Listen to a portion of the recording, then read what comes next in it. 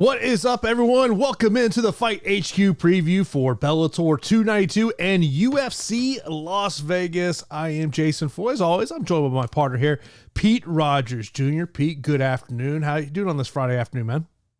What's popping, brother? What's going on? Not bad. It's warming up a little bit up here in New England, and then ironically, we have some winter storms ahead too. So it's weird. Like yesterday felt like a beautiful spring day, and then tonight and tomorrow we're getting a snowstorm, and then following it up on Monday we have like a nor'easter approaching or something ridiculous like that. So I know you don't have any of those issues down in Florida. I just had to kind of vent a little bit right there. But what's going on, everybody? It's 81 degrees here in Tampa today. I mean, it felt like 81 yesterday. I know it was probably like 50, but it felt gorgeous yesterday. The sunshine, I was out doing some yard work and all that, and then reality, sunk in, and we have some winter storms coming. So, yeah, you got it good down there, buddy. Yeah, I mean, look, if it could be like 72 degrees every day, I would absolutely love it. Yeah, there's some days I walk out of the house in the afternoon, I'm like, is it July already or is it March? I mean, that's just kind of the crazy we have here. Of course, we appreciate everyone tuning in here for the Fight HQ preview. Of course, be sure to smash that thumbs up button. That truly does help us out a ton. If you're new to the channel, be sure to subscribe to the channel. We got great content for you each and every week. We'll let you know next week, probably no show on Friday. Oh, actually, well, there'll definitely be no show on Friday. Maybe me and Peter kind of talk about some other options, but most likely Saturday, right before the fights, probably about 90 minutes before the fights, we'll hop on here just so I've got some things. It's spring break here. So my wife's a teacher. So we're kind of doing the vacation kind of stuff for the majority of the week. And then next Friday, I'm actually going out to the Valspar Championship, the PGA Tour event with some buddies. And it's an all you can eat, all you can drink area God. we are in. So yeah, yeah. Jeez. Goodness gracious. I mean, it sounds fun. Yeah, so, I mean, I'm sure you're going to be having a good old time. Isn't it St. Patrick's Day next weekend, or is that the following weekend? No, St. Patrick's is next Friday. Oh, good Lord. You guys are going to be a wild bunch, I can already tell. Yeah, my buddy from Atlanta's coming into town, and it's gonna be a good old time here. But looking forward to that. Of course, another great way to show your support for the show is Stochastic does have an offer for our listeners. So if you go in the show notes, if you're listening to us on the podcasting aspect, or if you're watching us on YouTube, you can get 25% off your first week or your first month. Be sure to take advantage. That is the tools and data I use to help develop my lineups. And I will tell you, I was telling Pete as I was looking at some of the ownership projections currently, there's some fighters I was like, ooh, that's a little high. I will tell you this, like, I thought Mario Bautista's numbers might be a little lower because of the price point, even though I really do like Mario Bautista to win this matchup. We'll talk about it later on in this show. But also I will tell you, boy, there are some I have highlighted 1, 2, 3, 4, 5. I have highlighted 6 fighters who I believe should be getting higher ownership than what they're getting right now. Wow. Can't wait to hear about it. Yeah, so be sure to take advantage of that. First off, Pete, let's talk a little bit about Bellator 292. That's, of course, going to go down tonight there in San Jose. It's the kickoff of the lightweight Grand Prix. We got Benson Henderson challenging Usman Nurmagomedov. And looking at the betting side of this one, I remember earlier on this week, it was Usman opened up as a 25-1 betting favorite. And someone in our Discord channel, which, by the way, you can join our Discord totally free. The link to that Discord channel is in the bio here. As, basically said, hey, has Benson Henderson fallen off that much? I think this is more about Usman Nurmagomedov. Looking kind of over at bestfightodds.com, really ranging anywhere from a 16-1 to a 20-1 betting favorite here. I said this on my podcast on Wednesday. I'll see if you agree with me. To me, if Benson Henderson is going to pull this off, he's making this, a fight up against the fence. He's making this a clinch fight. If this thing's at range, I think Usman Nurmagomedov pieces him apart. Yeah, it's an untouchable price tag. I can't get there, and I actually think it's outlandish. You know what I mean? Like, he should win. He has the last name that everybody wants to flock to.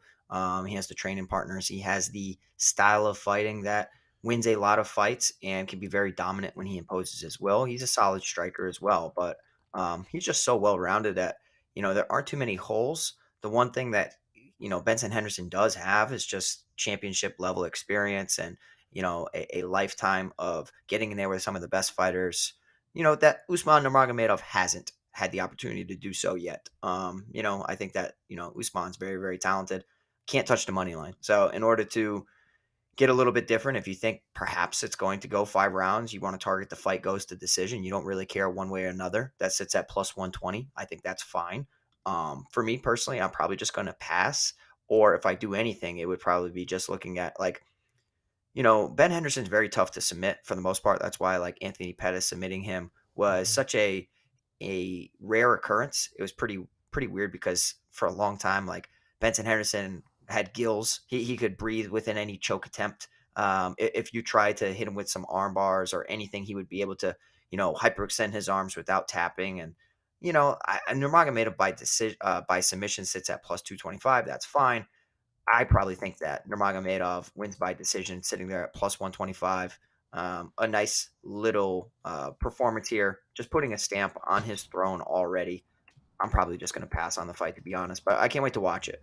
Yeah, I mean, I think if you're looking to kind of get crazy, I might look at the Nurmagomedov wins round 4 or Nurmagomedov wins round 5. Round 4, one book has that at a 10-1, and then round 5, 13-1. I mean, to me, yeah, like you said, you can't touch it, but like to me, if I'm Benson Henderson, it's got to be about keeping this fight up against the fence. Do not make this a kickboxing matchup, otherwise, I do see Nurmagomedov. Benson Henderson did say this week that basically this tournament is the end of his career. His goal is 3 more fights, which would be the conclusion of this tournament.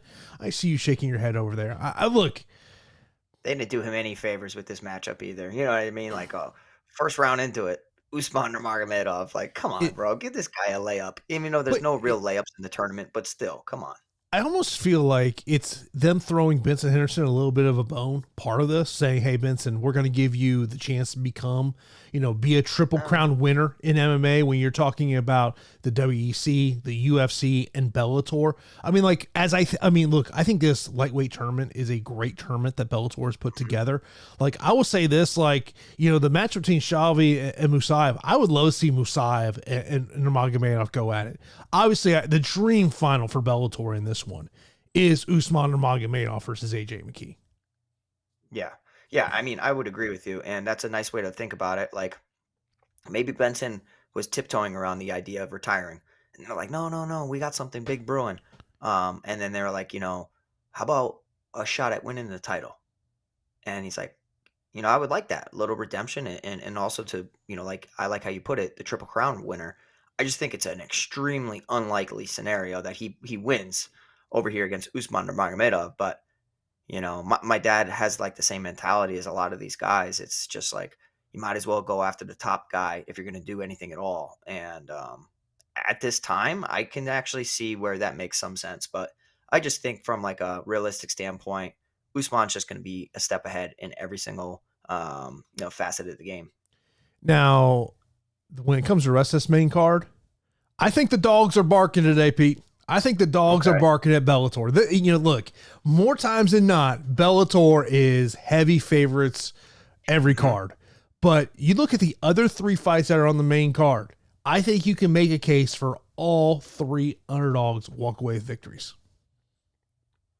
Wow, I was interpreting these odds wrong. I like Tafik Musayev. Like I like Tafik Musayev here at plus sitting there at about plus 135. I like him here against Alexander Shabili. I think that's an interesting spot. I actually thought that he was going to be slightly favored. I'm with Valentin Moldavsky here, getting a victory over Linton Vassell. You could make an argument though, because Vassell is pretty top. When he gets on top, he's very dangerous. The one that I have circled is the Goiti Yamauchi against Michael Venom Page. Haven't really seen Venom Page, since that bare knuckle, I should say experiment. And it's kind of sad that Mike Perry went in there and just Mike Perry, bro. Mike Perry dropped him and kind of outlanded him. And I do think that Goiti has hands similar to Mike Perry, not as an aggressive of a style coming forward, but really he just needs one takedown. He wasn't afraid to take Naaman Gracie down. Ultimately got a knockout victory over Naaman, but I really think like I could see a rear naked choke here for Goiti Yamauchi. So I'm probably going to be looking at Goiti Yamauchi to win via submission. A knockout's not impossible, but sitting there at plus 225 for his best path to victory. I think that this kid from Brazilian Jiu-Jitsu savviness is atop of the charts. So I'm going to be targeting Goiti Yamauchi. I think Michael Venom Page is dangerous, dangerous striker. I think like he's somewhat predictable now, and I think against a guy who can blend it decently well, I'm going to be targeting the underdog and Goiti Yamauchi. Like you, I thought Musayev should be the betting favor against Shally. By the way, something I mentioned about Usman Nurmagomedov, you mentioned about the star-studded corner he has. His corner tonight is Javier Mendez as the lead corner, Islam Makhachev, and Islam Maidov. That is his his corner tonight. That's a pretty damn good corner. I mean, that's a damn good corner to have it there.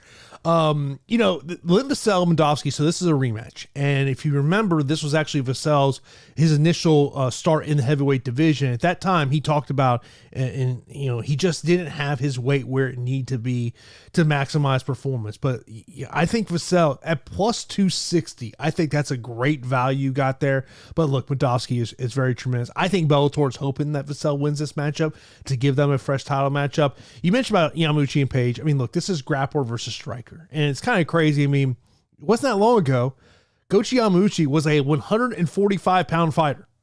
And it got to a point where he just couldn't make 145 anymore. Yeah. Then he struggled making 155. Now he's at 170. See, Pete, there is a path to you fighting 170.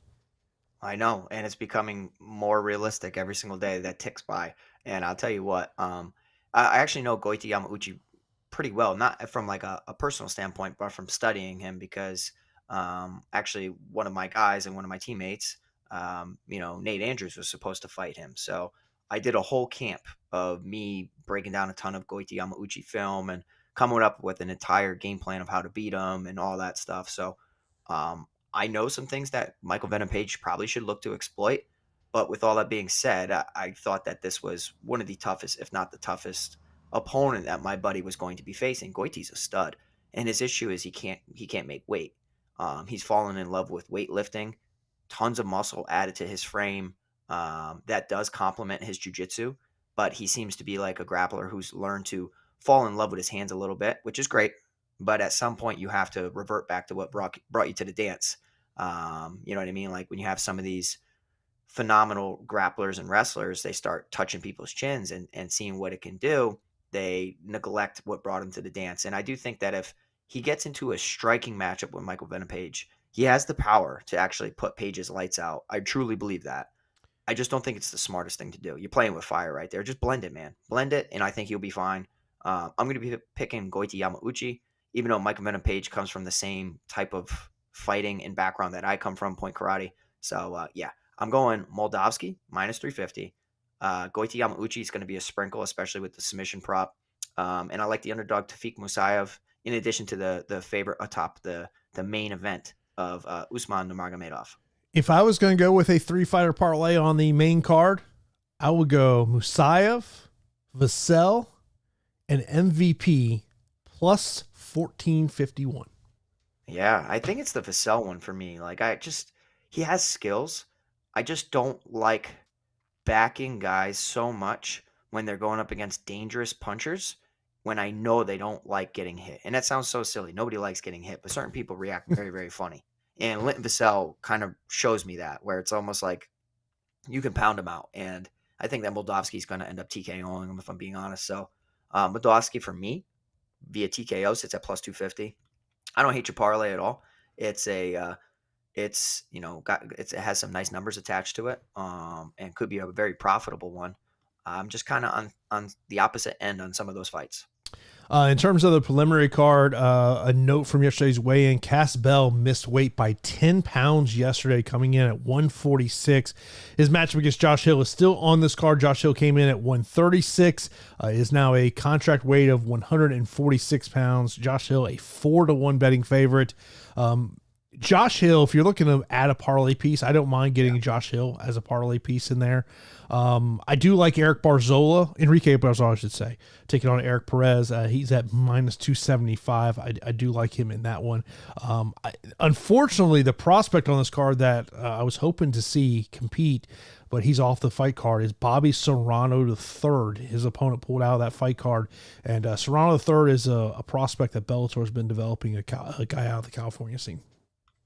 Interesting. Yeah, I mean, I hope Cass Bell just keeps bumping up in weight and comes to 155 one day. But I think at this time, like, it's just he's outgrown his weight class. I think that Josh Hill is a safe piece of the parlay. But with all that being said, there is something to a guy weighing not just a couple pounds more. What'd you say? 10 pounds more? He weighed 10 pounds, heavy. So that's a lot. That's a completely different weight class. And, it could actually fatigue Josh Hill throughout the fight. So buyer beware there. Probably pivot to something else a little bit safer, but I'm still going Josh Hill. But yeah, I'll be watching these fights here tonight. Also, Shine over in chat asking if we'll be watching a PFL as well. When it comes to Challenger Series, I've kind of caught these fights after the fact more than anything else. But Impa Kasanganay is in the main event of this one. I would imagine that if Impa goes out there and gets the win, that he is probably a guy that we'll see in the upcoming season of the PFL. Yeah, I'd be lying if I said I knew who his opponent was. I don't know Osama El Sidi. I do know that Impa Kasanganay, outside the UFC, has looked decently well. And even in the UFC, I know that you were a big fan of him and thought that he had a little bit more promise and a little bit longer leash than the UFC gave him. Yeah, I would imagine that Impa's going to be fine. He's sitting there at minus 400, rightfully so. The outside of getting hit and rocked, he's skilled in every department within mixed martial arts. So I think that he's a safe bet to kind of be a shoo-in for the tournament.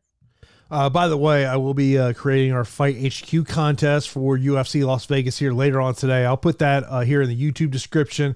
Also, that'll be in the show notes as well. I mean, look, I know, Pete, I know I must be keeping you up at night knowing you can't beat me in the Listener League. I know that's keeping you up at night. What did you finish last week? Did you? I was surprised because I don't even think you took top 3. Did you? I did not take top 3, no.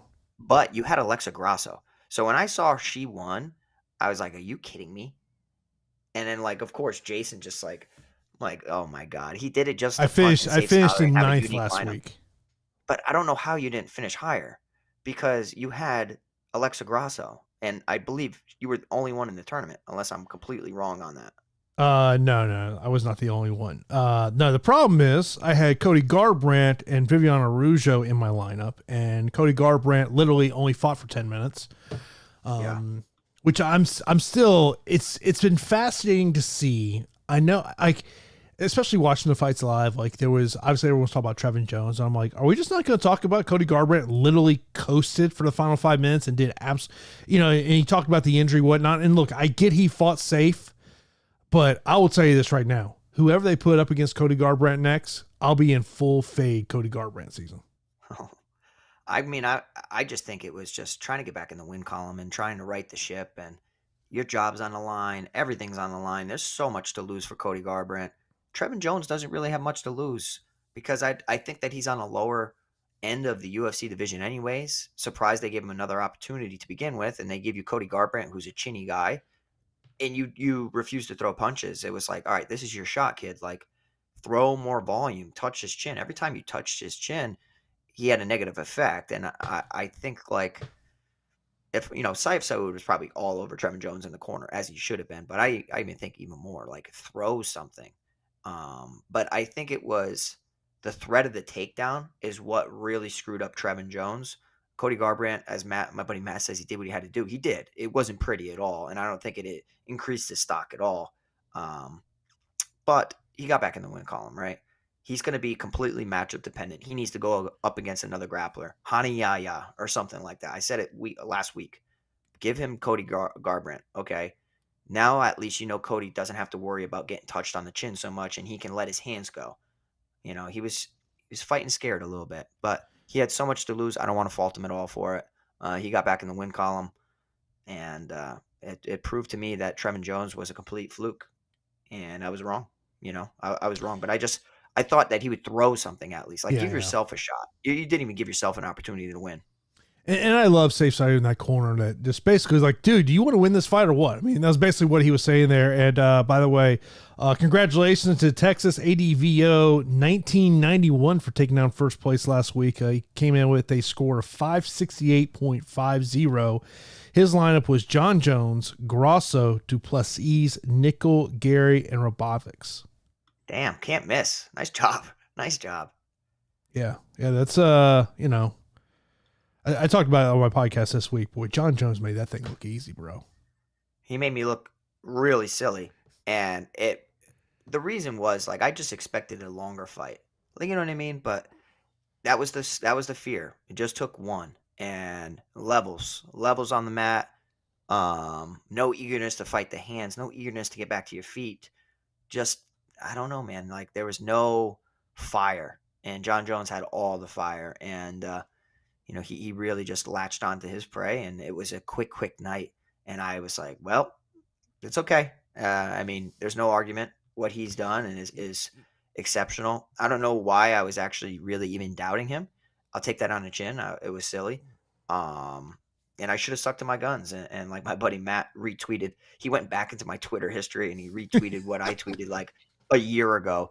And I said John Jones beats them both. And that was my knee jerk reaction. And I honestly think I just overanalyzed the situation. And props to Jason for kind of just keeping you guys on the straight edge and just seeing things for what they were. Whereas I'm sitting over here like, oh, diving into it deep and a little bit too much. And props to Jason and hopefully everybody else that cashed on that ridiculous line. Hindsight being 2020. Think about how like crazy that line is.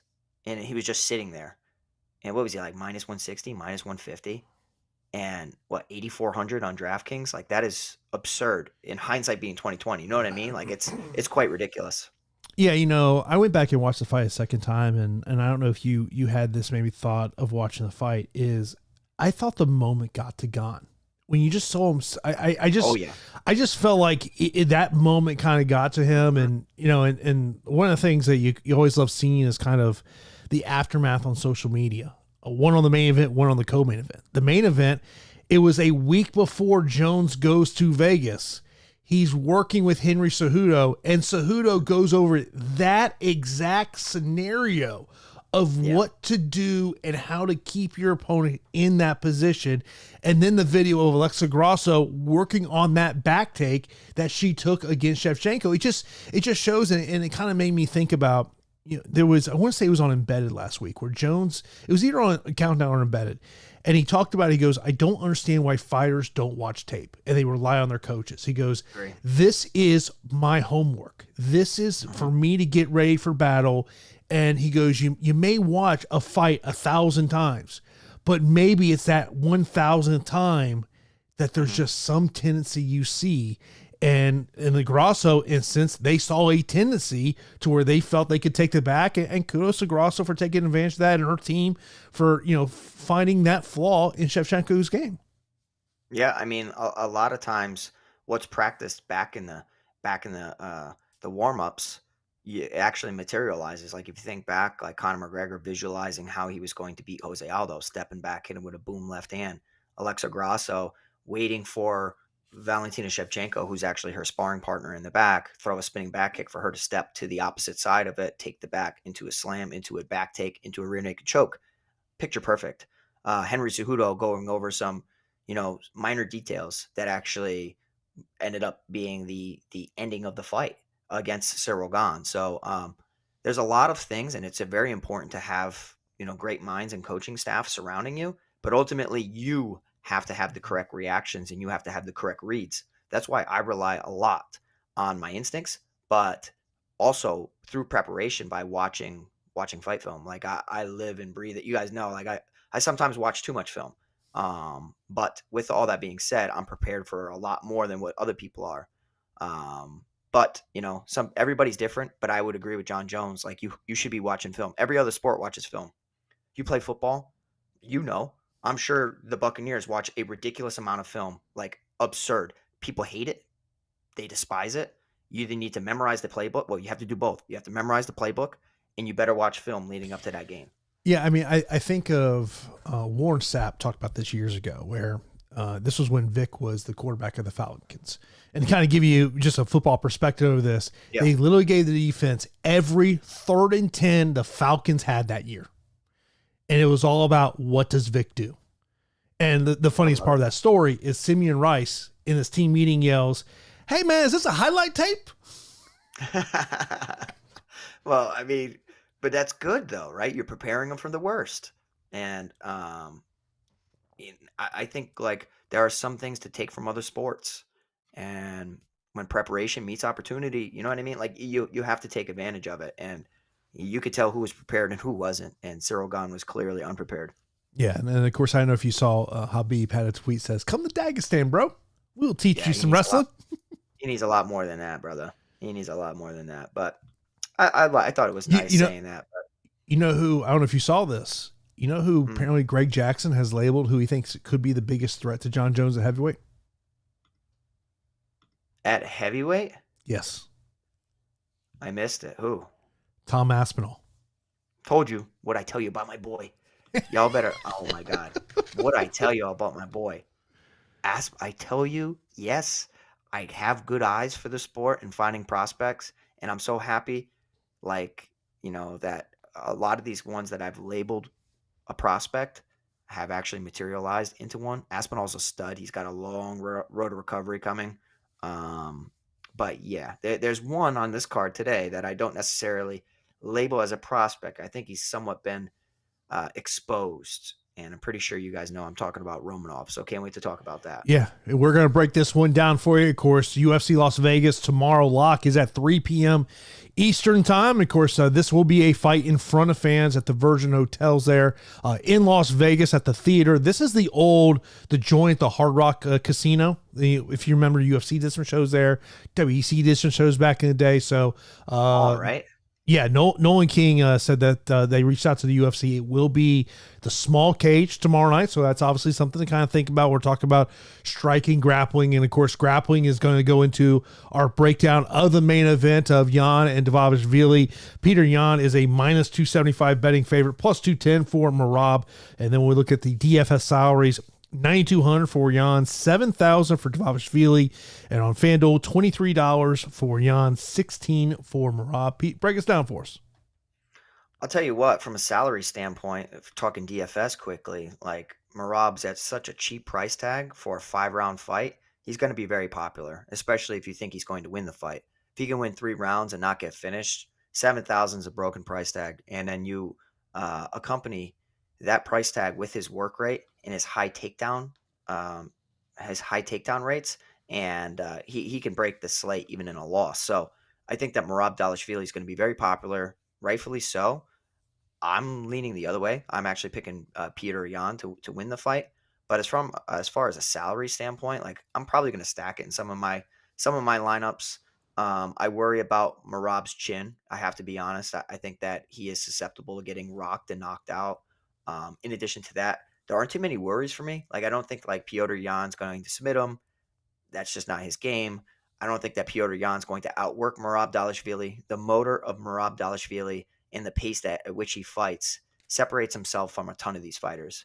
I mean, listen to some of these takedown attempts. 0 of 16 against Jose Aldo. Don't like seeing 0 of 16 there. 4 of 4 against Marlon Moraes. 5 of 11 against Cody Stamann. 2 of 20 against John Dodson. 13 of 18 against Gustavo Lopez. 12 of 24 against Casey Kenny. 11 of 23 against Frankie Saenz.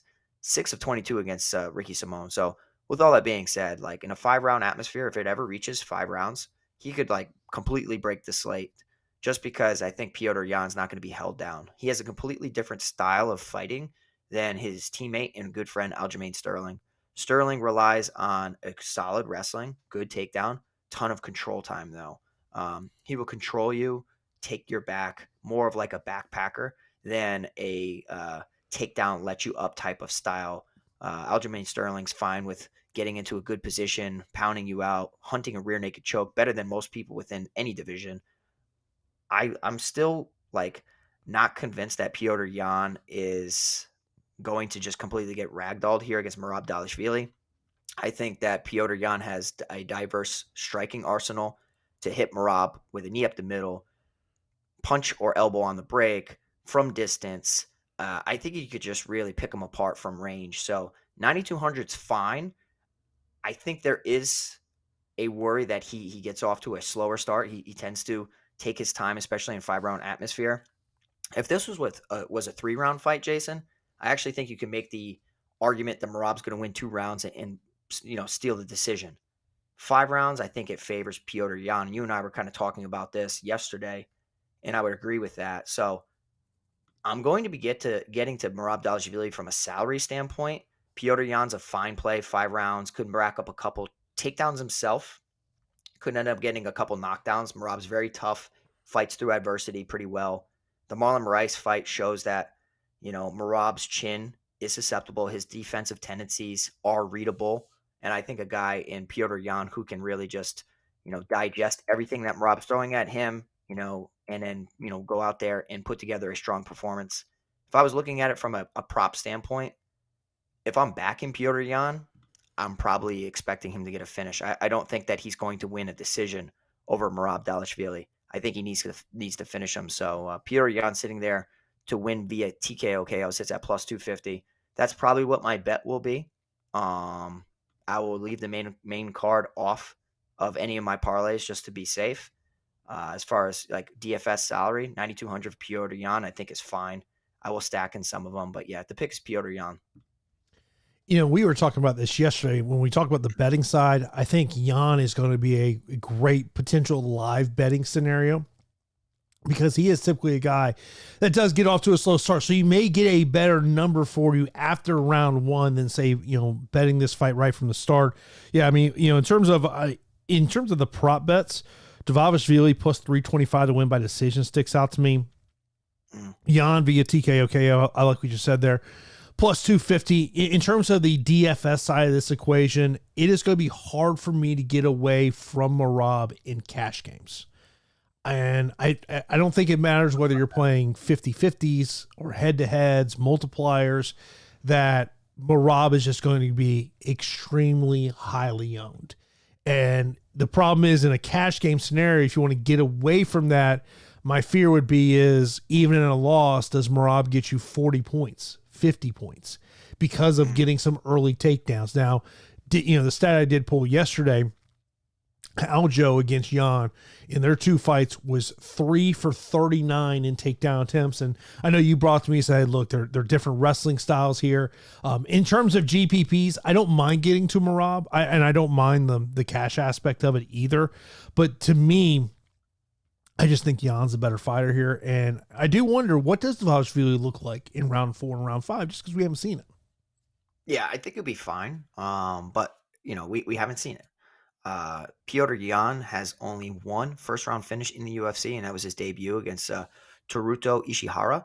And he only has one second round finish, and that's against Douglas Silva de Andrade. So both of those were back in 2018. Everything beyond that's been in round 3, round 4, or going the distance. So, the Jose Aldo 5th round finish was a complete butchering. And it was just like sad to see Jose Aldo go out like that. I can see a similar performance from Petr Yan here against Merab Dvalishvili after a failed takedown attempt, a sneaky sweep that Petr lands, hurting Merab Dvalishvili. You don't have to be the better wrestler or grappler to get into an advantageous position. You just have to hurt your opponent and then get into an advantageous position. You know what I mean? Like, I would say like Petr Yan's grappling entries aren't going to get him into the better spots against Merab. I think it's going to be his striking, which then could lead to an ultimately a finish. So I'm going to go Petr Yan here at 9,200. Can't fault you if you're going to Merab Dvalishvili. I think it's more of a punt. I would actually be very surprised if Merab Dvalishvili beats Petr Yan. I just think styles make fights.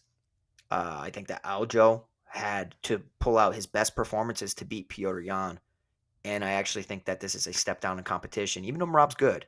Mm-hmm. I just think that, fighting against Aljamain Sterling has elevated Petr Yan to another level, especially showing him some things he needs to work on. I don't think that Dvalishvili is going to be able to go out there and do the same things that Aljamain Sterling were able to.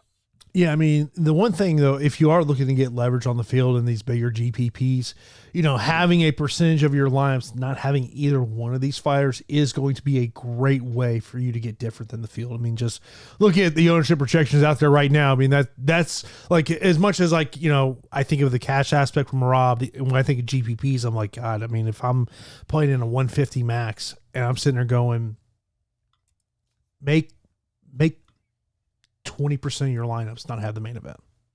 I like it. And the reason I like it is because we've seen Petr Yan go 5 rounds, scored 50 against Aljamain Sterling. That was a loss. So let's call it 80 in a win. 5 rounds against Corey Sandhagen, who was very durable, scored 108. All you need are 6 other fighters to get you 100 plus points. Yep. It's much more, likely that a 5-round fighter makes it into the optimal lineup. But with historically how Jan starts slow and stylistically how Dvalishvili looks to take you to the ground, even control him against the cage, you could have a Piotr Jan a third, fourth, or fifth round finish and still not be optimal. So I'm going to avoid the main event, and I would say probably a quarter of my lineups just to be different because I know that the ownership's going to be through the roof. Yeah.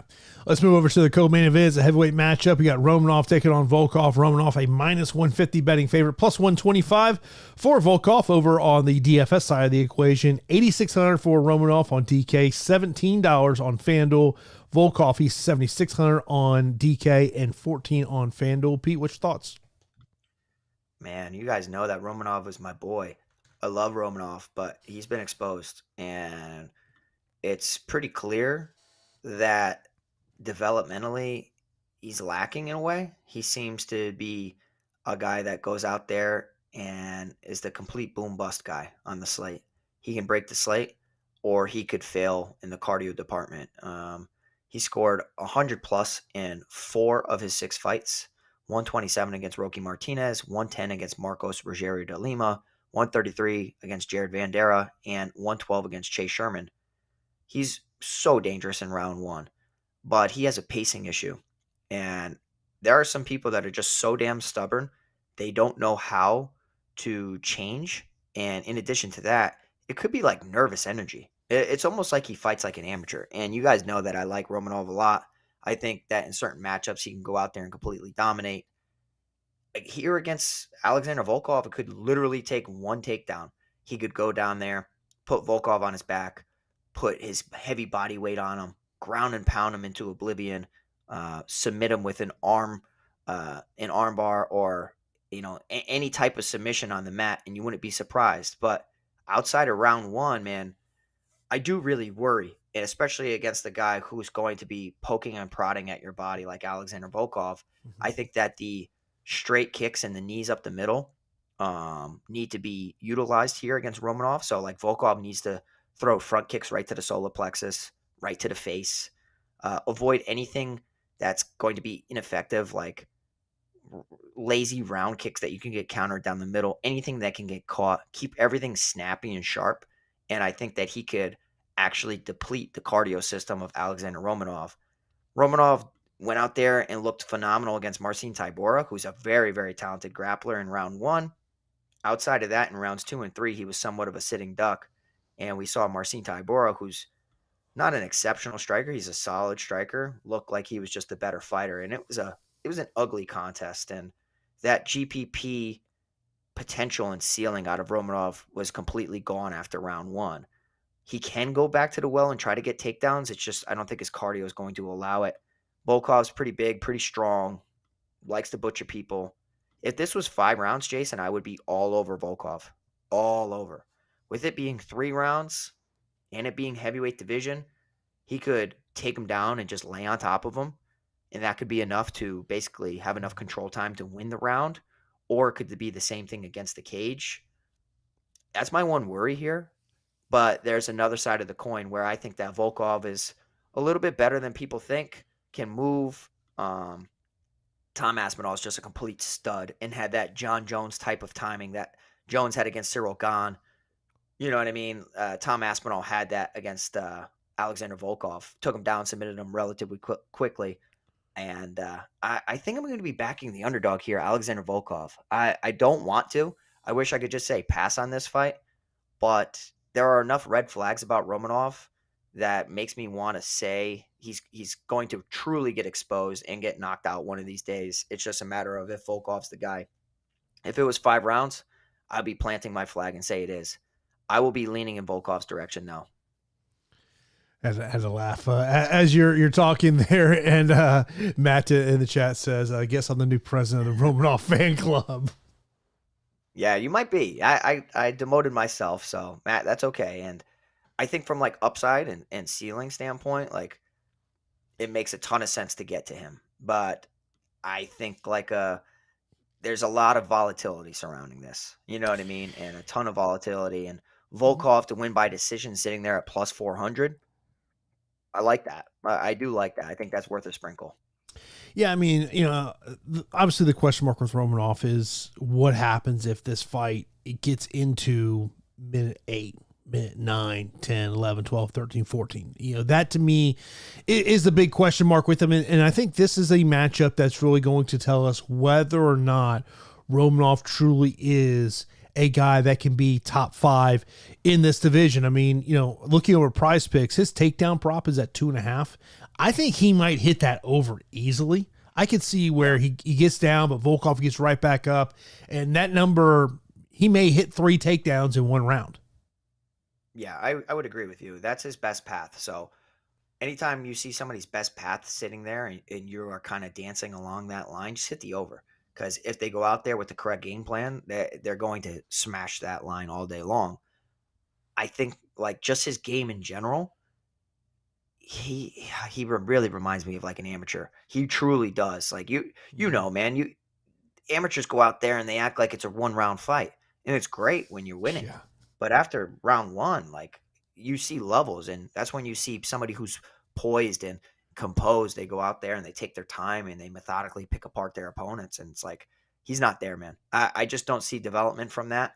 I'm worried, and maybe he proves me wrong. Maybe I got to pick against him for him to actually be like, nah, Pete, come back and join the fan club again. But yeah, I'm going to pick against him here against Alex. I'm going to pick Alexander Volkov to beat him. But because of his fighting style and the DraftKings scoring system, he has that chance to be a slate breaker for what he can do in terms of that takedown aspect. But I do like what you presented when you start breaking down this fight of, potentially of Volkov going to the body to wear down. We'll see how that plays out. Next up, we got a matchup that we broke down a couple of weeks ago, Nikita Krylov and Ryan Spann. Of course, that fight was canceled on fight day when it was I believe it was a food poisoning type situation, stomach bug, with Nikita Krylov. 8,700 for Krylov on DK, 7,500 for Spann, 17 and 13 respectively over on FanDuel. Nikita Krylov is a minus 170 betting favorite, plus 145. I want to say that's the same betting line it was back when these two guys fought. Or scheduled to fight a couple weeks ago. This is a matchup at 215 pounds. So that's something to kind of note here. And that was, I know John Morgan reported on that earlier on in this week. And on the betting side, Pete, the thing that stuck out to me is Ryan Spann to win via TKO KO plus 325. That one stuck out to me. I mean, look, we've broken down this fight before, and my thoughts really haven't changed much on it. I think I'm probably maybe more in the Ryan Spann aspect in this one, but I also do understand there is volatility with Ryan Spann if he doesn't get Nikita Krylov out in the first round. Yeah, there's volatility on both sides. I have to be honest. If you tell me somebody wins a decision, I think it's Nikita Krylov. You think somebody gets an early finish, I think it's going to be Ryan Spann, but Nikita Krylov can definitely find a finish early also. 10-7 in the UFC, Ryan Spann 7-2.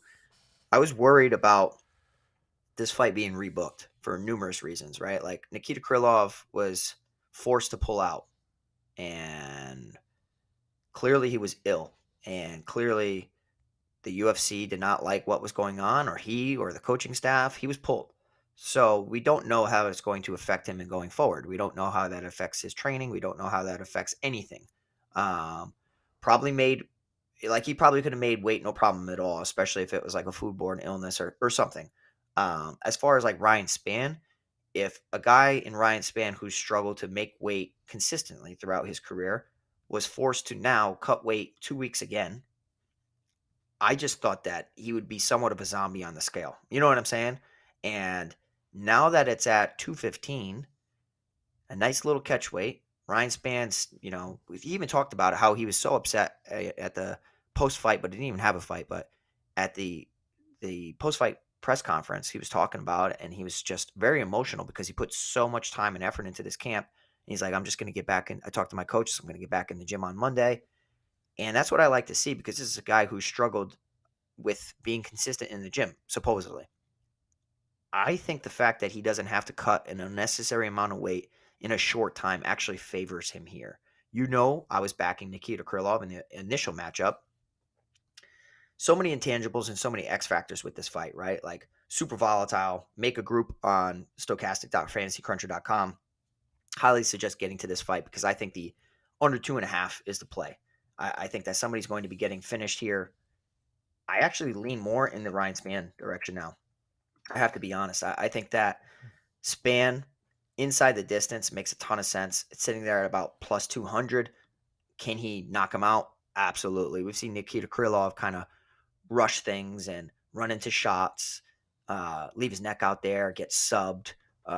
Questionable fight IQ out of Ryan Spann as well. So I'm actually going to flip, and I'm going to go to Ryan Spann this week.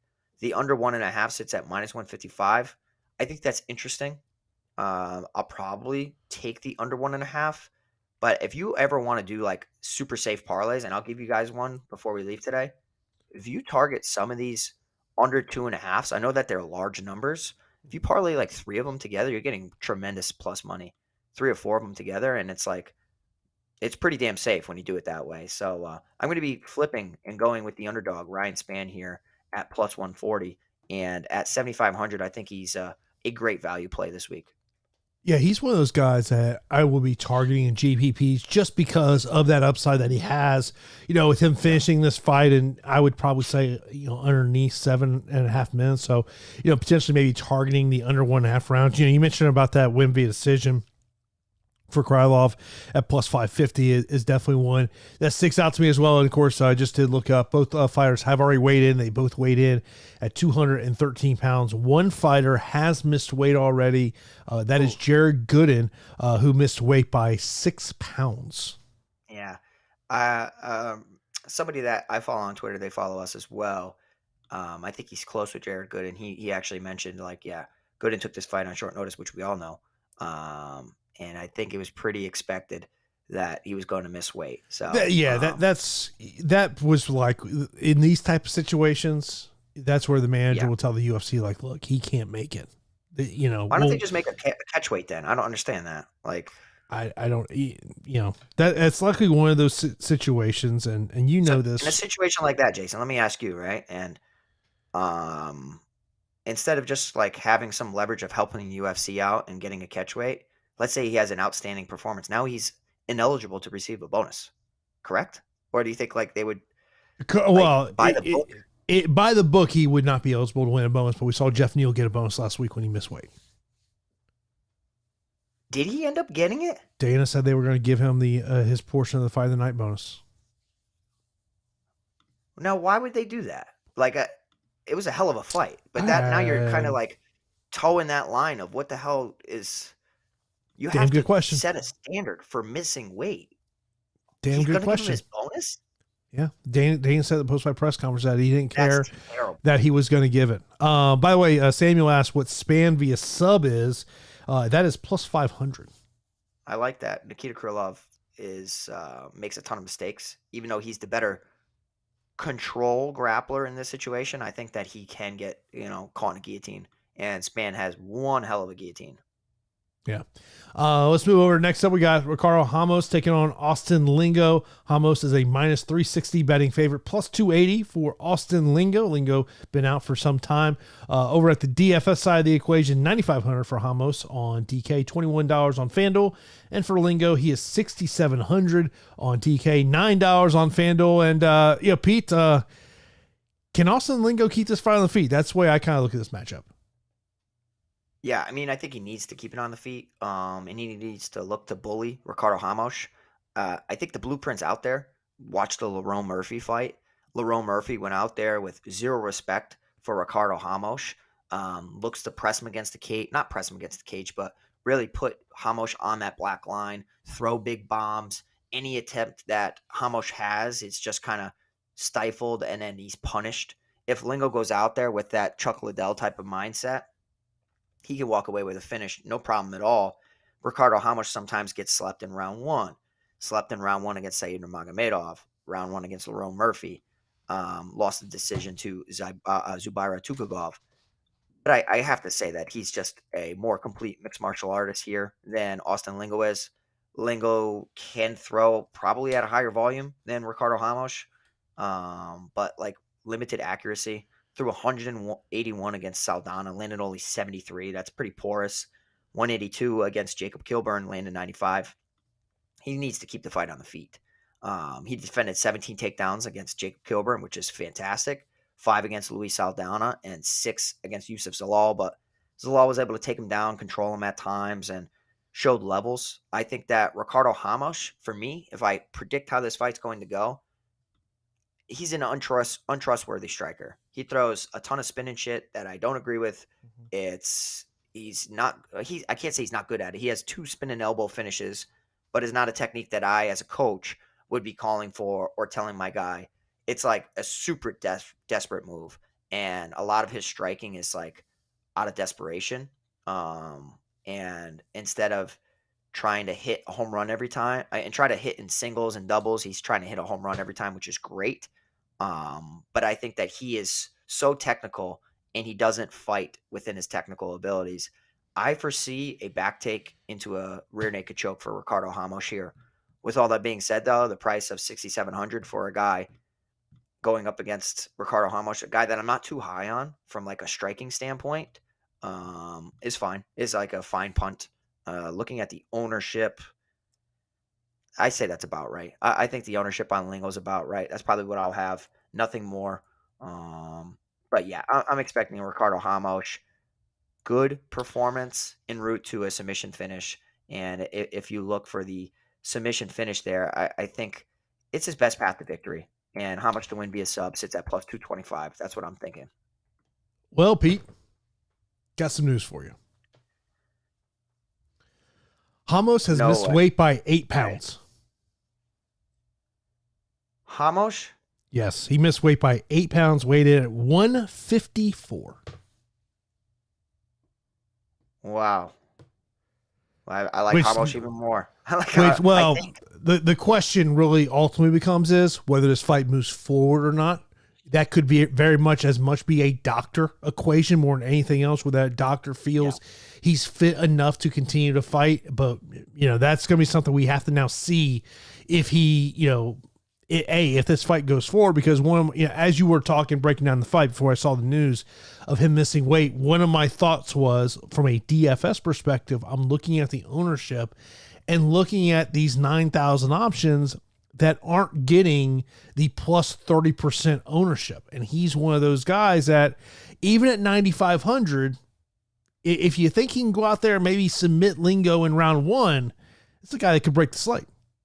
Yeah, I mean, he can break the slate. I have to go back and actually watch the weigh-in now, because I kind of want to see if, does he look out of shape? Does it look like he had an injury? Ultimately, we don't know. Or did he really just want to solidify a win by being heavier and having that grappling advantage? We'll have to see. What I would suggest is leave Ricardo Ramos out of your parlays. I just think now is like a perfect time to avoid having him there.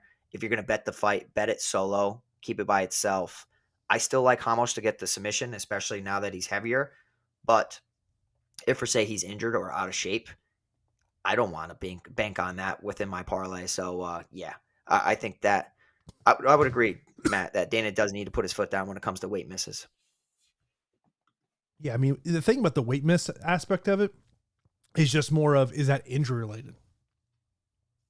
Right. I mean, if it's, and that's something we don't know, right? Like, that's all the unknowns. And then they get on the mic, they're like, oh, I had a torn ACL this whole camp. It's like, hey, genius, I wish you didn't fight, or I wish we knew, but clearly, you need a paycheck, and, you got to do what you got to do. And sometimes you go into a fight completely banged up, and there should be some levels of discomfort and pain and nagging injuries going into a fight. If you're training correctly, for the most part, a lot of people don't take care of themselves from a recovery aspect. And I think that's where more injuries occur than anything. So yeah, I would recommend leaving Ramos off of your parlays. Bet that fight solo. Don't hate the idea of Lingo winning a decision or via, KO, TKO. But I think the most likely situation is a plus 225 Ricardo Ramos takes the back en route to a rear naked choke. Let's move over to the next matchup. We got Said Nurmagomedov taking on Jonathan Martinez. Nurmagomedov 9,100 on DK, $19 on FanDuel, 7,100 for Martinez on DK, $11 on FanDuel. Said is a minus 275 favorite. Jonathan Martinez is plus 220. Pete, break it down for us. Well, I mean, it's an interesting fight, right? Like, because you have a guy who's overperformed for the large majority of his UFC tenure, in my opinion, and that's Jonathan Martinez. I mean, I just, even till this day, I don't think that he's amazing. I think he's solid, but on the flip side, I don't think that Saeed Nurmagomedov's anything amazing as well. I mean, he has a much prettier record inside the UFC. You have Saeed Nurmagomedov sitting there at 6-1 in the UFC. Jonathan Martinez actually developed a 7-3 record despite starting off 1-2. Dropped his debut to Andre Sukumtat, who I know is a buddy. Um, Beat Lu Ping Yuan, then lost a split decision to a CES name in Andre Ewell. So, like, you know what I mean? Like, seeing Jonathan Martinez struggling with some of these regular guys that have gone on to the UFC from a New England promotion, I had lower standards for him. And I don't know, man. Like Zviad Lazashvili, Alejandro Perez, Vince Morales, Cub Swanson at the tail end of the career, clearly his biggest win. But now he's going up against a mirror match against Saeed Nurmagomedov, who enjoys to strike. I picked Saeed Yoko Kakramanov to beat him because I thought that the wrestling would just completely dismantle him over time. And man, oh man, Kakramanov looked like a stud up until he got caught in that beautiful ninja choke guillotine, and boom, it was over. But outside of having a nice choking arsenal, there's some unknowns surrounding Saeed Nurmagomedov. He has gone to the takedown well in some of his fights. In his debut, he attempted 11 takedowns despite not having some crazy wrestling acumen. Against Douglas Silva de Andrade, he attempted 5. I actually think that if he wants to take down Jonathan Martinez, he can. And that's how he should put a stamp on a round. They could be content with having a kickboxing matchup. You have a nice southpaw in Martinez who buries kicks very, very well, hits really hard. Never really seen this, but like he kept hitting Cub Swanson on the inside with an inside leg kick. And like I've never seen somebody like react to the way they saw Cub Swanson react to that. Like it goes to show that Cub was spending so much time developing his boxing that, it's just different when you blend everything together. So Martinez is live to pull off the upset here. I still will pick Saeed Nurmagomedov to win at 9,100. I don't necessarily love the line of minus 275 for Nurmagomedov when you have Martinez sitting there at plus 220. Slight value on Martinez, still picking Nurmagomedov. But yeah, I'm probably going to pass, in general. I just think that the numbers are a little too wide. It's probably more, it's a little bit closer, but I'm still favoring Nurmagomedov here. Yeah, I mean, Jonathan Martinez, him and Chris Gutierrez there at Factory X are really they're the leg kickers at that gym. And one of the funniest things about Jonathan Martinez is more nervous to do an interview than he is to actually fight. He talks about this, and I was interviewing one of his teammates there at Factory X, Marquel Medeiros, and he said he's talking about how Coach Montoya one day tells Jonathan to break the team down. And Jonathan is a very soft talker. And Montoya goes, "Hey, man, I told you to break him down. This ain't a whispering contest." Yeah, I mean, he's a soft-spoken kid, man. And, it's somewhat – he's sneaky. You know what I mean? He's very unsuspecting. Yeah, I mean – so he, like, flies under the radar a little bit. Now you see him beat Cub Swans, and you're like, that kid? You know what I mean? But you don't have to always be bold and brash to have success at all. He's a hard worker, man. He's in the gym all the time, good sparring partners, and he's kind of like Nick Diaz, like tons of anxiety or just not comfortable with dealing with the media or anything, but he'd rather go in there and just fight. Yeah, I mean, this is one of those fights from a DFS perspective I really don't like, and I understand why it's getting a little ownership on both sides of the equation. Especially Jonathan Martinez, like if I think about his path to victory, I'm just thinking about him just winning a standing matchup, no takedowns, no knockdowns, and then you're probably, best case scenario, 75 points. That's what I'm saying.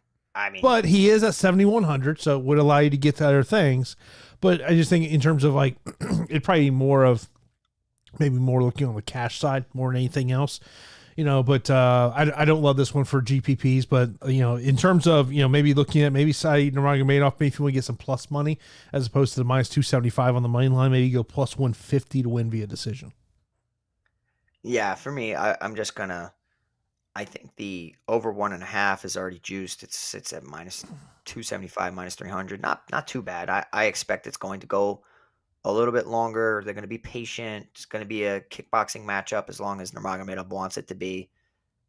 Hopefully Martinez's chin holds up. Grant really put him on his backside, and we've seen other guys that have talented striking outstrike Jonathan Martinez as long as they're not afraid to do so. So I'm going to be picking Nurmagomedov. It's a pass in general for me, and I don't know. I would be very surprised if Nurmagomedov went out there and broke the slate from a DFS aspect. So, yeah. Yeah, I'm with you there. Now let's move over to Pete's favorite salary fight of the week. Of course, if you listen to the show for a while, you know what I'm talking about. 8,200, 8,000 matchup. Vitor, he's 8,215 over on FanDuel. Anton, he's 8,016 on FanDuel. Anton, a minus 115 betting favorite, minus 105 for Vitor on the other side. And, Pete, I think from a GPP aspect, I think this is a fight that we may have to hit to be able to be optimal. Yeah, and Jason, I'll tell you what, I'm on a two-week win streak as far as picking the correct 8,200, 8,000 fight. Last week, I wish I wouldn't have increased my Viviane Araujo exposure because I was initially correct with Amanda Hebos. But that's just me being a little insecure and being like, I don't like some of these other underdogs. And that was mainly because I wasn't getting to Alexa Grasso as a punt. So I will say, usually do the opposite of what the hell I tell you for this salary. I wish I could gloss over it. You have a very dangerous striker in Vitor Petrino who he looks limited, to be honest, and he looks somewhat of a gasser. Throws with heat, bad intentions, questionable ground game, excellent finisher. You have Anton Turkalj, who's a guy who's just a extremely hateable type of character. I just can't stand him in the media. For me personally, I want to root against him. I hope he gets knocked out. But reality is skill versus skill. We have Anton Turkalj here, who's more well-rounded than Vitor Petrino, at least from what I've seen from the fight film. I don't necessarily view Anton Turkalj as a guy that has a horrible chin. I view it as a guy that doesn't really enjoy getting into a firefight and would much rather rely on his grappling. And Vitor Petrino via KO, I think, would be the only pick if I'm going to be backing Petrino here. And Vitor Petrino, who is a minus 105 to win via TKO KO, sits at plus 175. So if that's how I'm playing him from a betting standpoint, I'm just going to take the KO prop because I do think the better minute winner will be Anton Turkalj, even though I can't stand this gentleman. So yeah, Turkalj's going to look to blend in his wrestling, threaten, and tax Vitor Petrino, hopefully en route to a submission finish. Turkalj via submission sits at plus 550. And I also think that Turkalj is not afraid to strike, but it's not the best course of action for him. He needs to mix it all up. Turkalj to win via TKO KO sits at plus 300. I don't know, man. I'm just going to pick the guy that I don't think gasses, if I'm being honest. And from what I've seen from Vitor Petrino, I like what I see. It's just he seems like a round one or bust type of character. And I'm very surprised, though, from a betting standpoint, that the under 2.5 Jason sits at like minus 150. To me, that seems incorrect. And we're not talking under 1.5. We're talking under 2.5. I think something's going to happen. Either Turkalj's going to get knocked out, or Turkalj's going to outwork Petrino en route to a finish one way or another. So, give me the slight underdog here and Anton Turkalj on DraftKings DFS at 8,000. Yeah, I mean, the thing that sticks out to me is the potential grappling aspect. If, Petrino is not able to get that knockout within 5 minutes. I mean, that's one of those things that, I've been looking at this week and thinking, like, man, that's at 8,000. If he can really get that grappling, he could be a guy that really sticks out to us. Next up, we got heavyweight matchup here. And there's a reason I mentioned heavyweight, because I think one guy really is a heavyweight and the other guy's not necessarily a heavyweight. Karl Williams, he is 9,000 on DK, $19 on FanDuel. He's a minus 250 betting favorite. Taking on Brzeski, 7,200 on DK, $11 on FanDuel. And he is a plus 200 betting underdog, Pete. I wonder if we're going to be opposite on this one. And initially, when I just remember seeing Lukasz Brzeski and see him as an underdog, I'm like, yep, I'm going to go with him. Then I look at the film and I'm like, yeah, well, debuting against Martin Buday is, it's a tough debut, right? Like Buday makes you work. We saw Brzeski throw 273 significant strikes, landed 118 of them, didn't attempt any takedowns. It was a sloppy fight, very sloppy fight. Karl Williams, a guy who's not a true heavyweight, as you alluded to, and I would agree with that. But what he does have over a lot of these heavyweights is just like a relentless motor and work rate. Even on the Contender Series, we saw him chain together some fantastic takedowns into a ton of control time. He's a pretty solid wrestler in his own right. I know that he didn't have like D1 national champ accolades or anything like that, but he's pretty impressive and he's relentless with it. So if you go back and you watch some of Lukasz Brzeski's regional fights, you can see that his takedown defense at times is lacking.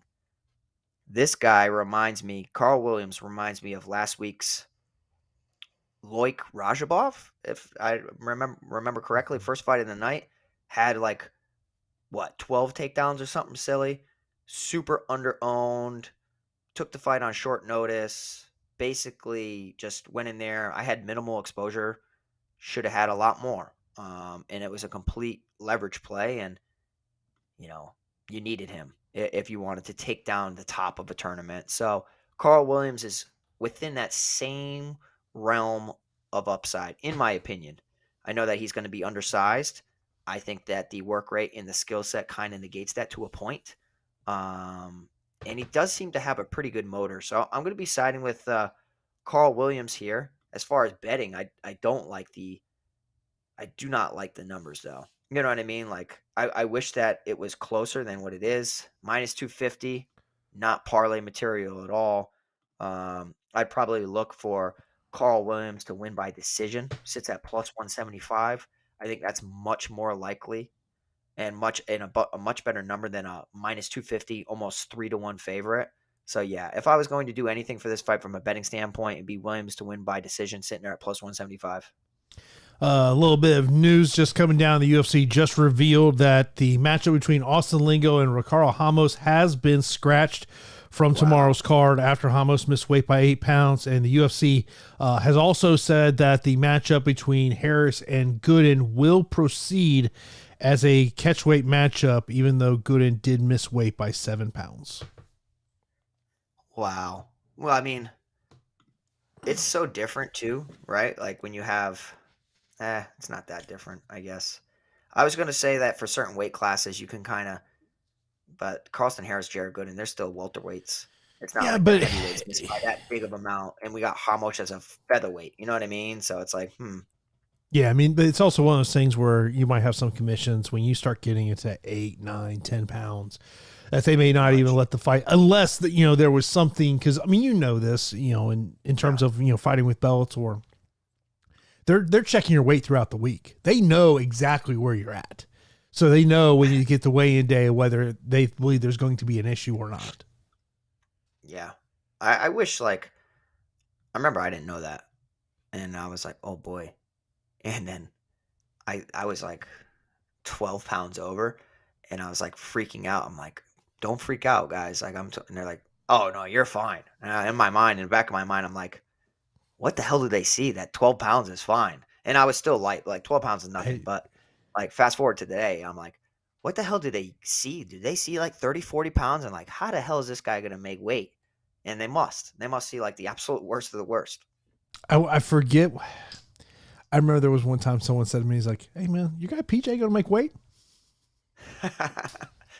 That's one thing. I'll always make weight. You never got to worry about that. I think that's certain. Someone's always been worried. He's like, how much you weighing? All the time. And I'm like, buddy, don't worry about me. I've never missed weight in my life. And I used to jump up weight classes when I was too light. So, but yeah, a lot of times people are very surprised at what I weighed. They're like, you look like you weigh a lot more than that. And I'm like, no, I don't. I remember Nick Newell said that to me one time. He's like, how much you weigh? I'm like, 160. And that was a long time ago. And he's like, no way, you're like 180. I'm like, bro, not a chance. Not a chance I'm 180. Now I am. Yeah, now you are. You know, Yeah. You just try to make sure you don't go in the full dad bod mode here in the next 9 months. I know. Trust me, I've definitely gained some pregnancy weight. I 100% have. But it's been good weight now. So I'm in really good shape right now. And haven't even really started fight camp. So we'll see. By the way, speaking of fighters and quick returns, even though he's been released by the UFC, William Knight already has his next fight. He's fighting next week in CES. I saw that. Yeah. I saw that. How many punches does he throw? Yeah, I didn't see who he's fighting, but I would imagine. I don't think he'll ever get a shot again. No. I think he would literally. I don't think if he goes on a 5-fight win streak, they'll ever give him a shot again. He's going to literally knock fools. Yeah, he's going to have to knock dudes out like in 30 seconds. Yeah, but I mean, like he had the complete opportunity in under. Don't even get me going with that fight. Marcin Prachnio looked like the K1 champion of all time, and Knight just stared at him. Took 600 leg kicks. Let's move over to the next matchup. We got Davey Grant taking on Raphael Assuncao. Davey Grant is a minus 140 betting favorite, plus 115 for Raphael Assuncao. Over at the DFS salaries, 8,500 for Grant, 7,700 for Assuncao, and then 16 and 15 respectively over there on FanDuel. This is a matchup that I really don't love in terms of a DFS perspective, but if I was going to look, Pete, to make a wager on this matchup, if I live in a state where I can actually make a wager, I'd be looking at that Davey Grant wins via decision at plus 225. Yeah, this fight's tricky for me, right? Because I clearly, in my mind, think that Raphael Assuncao is much better than Davey Grant. Like in my mind, like my perception is Raphael Assuncao is just a better fighter. I know that he was on one hell of a run for a while. I know that he's fallen from grace. So he's clearly not the same fighter that he used to be. Picking up a decision win over Victor Henry kind of like scrambled my brain. I'm like, what? Victor Henry's the same guy that made Raoni Barcelos look levels below him. And now you have the ghost of Raphael Assuncao winning a decision. So it was just weird. It was a very weird fight. It shows that even at his age, Raphael Assuncao, he's training with some of the best fighters in the world at Extreme Couture. As long as he's able to blend in takedowns, I think he can be safe and win fights. That's what he needs to do here against Davey Grant.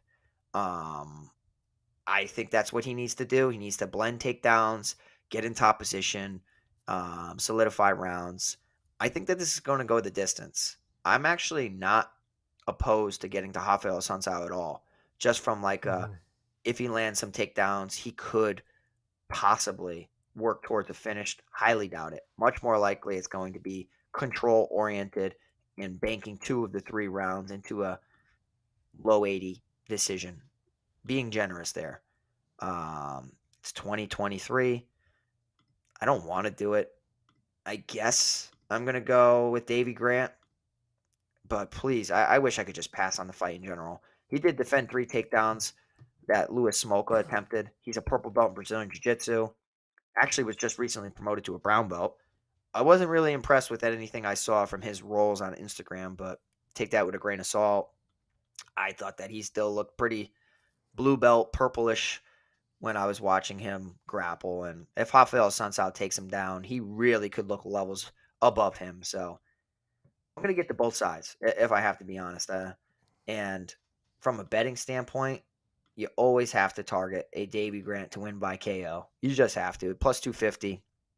He swings big hammers, big hooks, and we've seen Raphael Assuncao be chinny at times. So I think that's a fine play, targeting that KO TKO prop.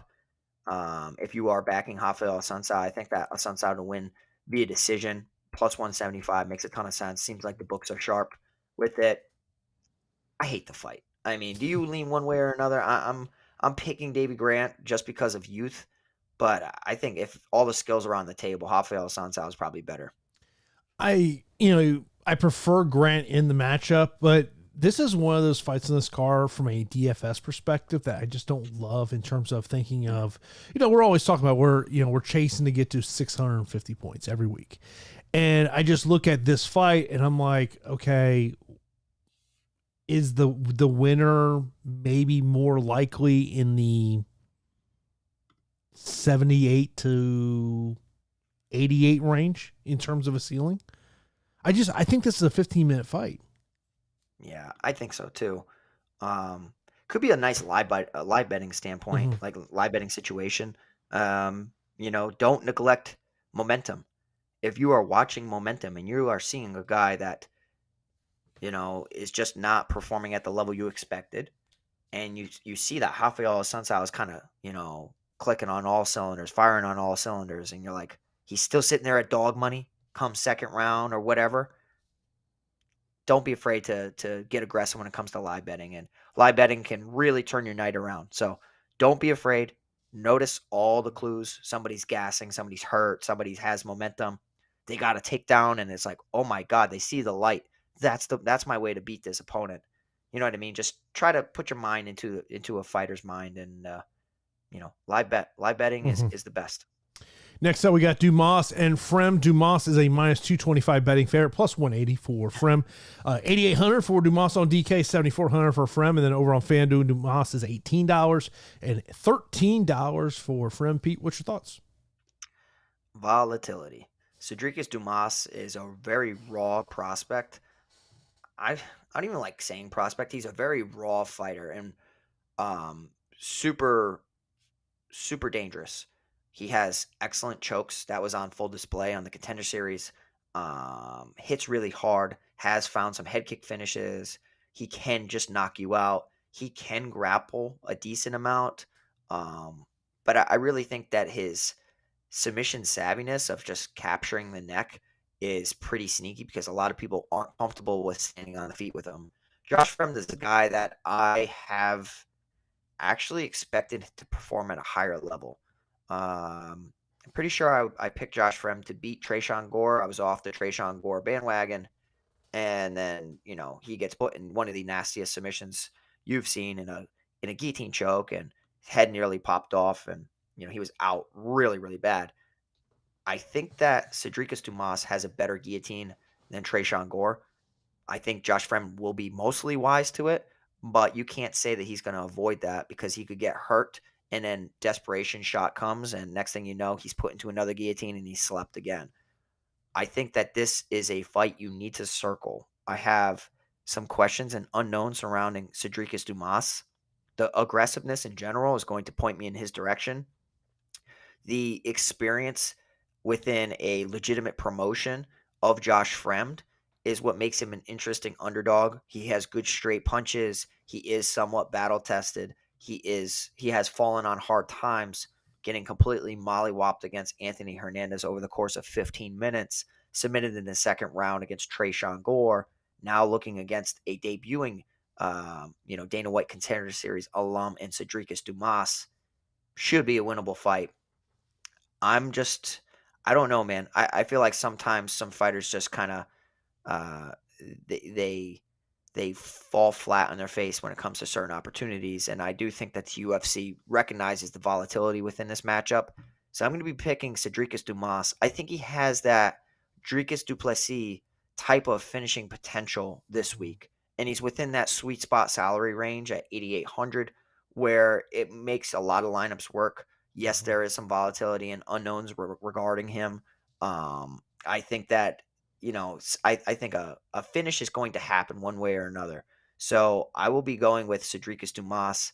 And as far as betting, I wish he was more like minus 150. That would be more appropriate. I don't like the line where it's at, but Dumas to win inside the distance is already currently lined at minus 120. If I'm being safe and I'm putting together that safe under 2.5 parlay, the under 2.5 between this fight sits at minus 250. I think a big score is going to arise from this matchup. So give me Sedriques Dumas despite the question marks. My biggest question on Dumas is previous to his previous two fights is the lack of competition that he faced leading up to getting on the Contender Series. That's just kind of concerned. I mean, just give you an idea. These are the records of his opponents at the time of the fight. 1-7, 1-2, 5-8, 1-0, 1-0, and then 9-5, 6-0. And you look in, of course, and also should note, Fremd did take this fight on short notice, replacing Azatar in this matchup. If you tell me, looking at in terms of roster construction and trying to find fighters under 7,500, I don't mind getting to Fremd because of that boom potential that there is there. Yeah. But you present this perfectly, Pete, man. There's a lot of volatility in terms of, potentially maybe going Fremd in terms of that one. Now let's move over to a matchup that was a little bit of a hot topic in our okay. You have this look like something just happened. Hot topic. I missed it. I must have missed it. I want to hear this because I did not look at our Discord. So this was hot topic. This was earlier in the week, and this was hot topic about this? Hot topic. Hot takes, hot topic. You've ever heard this? No, I know. I get it. I want to know what's controversial about this take. Let's hear it. It's about whether or not you get to a 9,700 Mario Bautista. Oh. Okay. And against Guido Canetti. Of course, Mario, earlier this week, he was a 10-1 betting favorite. He's now 11-1 betting favorite, plus 650 for Guido here. He's 65. Guido Canetti, 6,500 on DK, $8 on FanDuel, 9,700 for Mario on DK, $22 on FanDuel. I like Mario in this matchup. I think this is a tailor-made matchup for him. But at that price tag, man, we need a quick finish, Pete.